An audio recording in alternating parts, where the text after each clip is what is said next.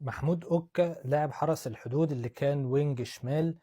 اعتقد اللي لازم كلنا نركز معاه اللي هو كان لابس 74، فهو ده اهلاوي صرف يعني، بس ما علينا. لعيب خامة مختلفة خالص، وكان على طول الكرة معاه انت محدش عارف يقطعها منه. محمد ابراهيم بخط النص بمحمد شحاتة، كانوا الكل بيتلموا حواليه وهو برضو يطلع بالكورة. يعني يا ريته مثلا الكورة بتطلع وما يطلعهوش هو، لا، كانت عادي بيطلع بالكورة ويقف عليها براحته ويبص ويسلم الكورة كمان. فشكله كده لعيب مختلف، موهبة حلوة.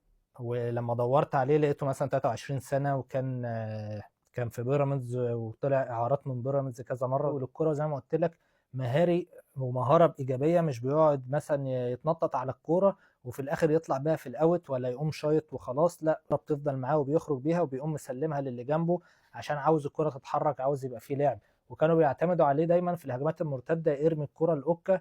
وانا كنت بقول ربنا يستر، هو بس ايه، لولا ان حرس الحدود ما عندهاش اللي يخلص، لا، حرس الحدود كانت ممكن تزعل الزمالك جامد قوي. وكان الزعل برضه هيبقى مشارك فيه بنسبة كبيرة هو اوكا، عشان الخطورة كلها اللي كانت ممكن تحصل كانت على طول هو اوكا ده لازم يبقى مشارك فيها.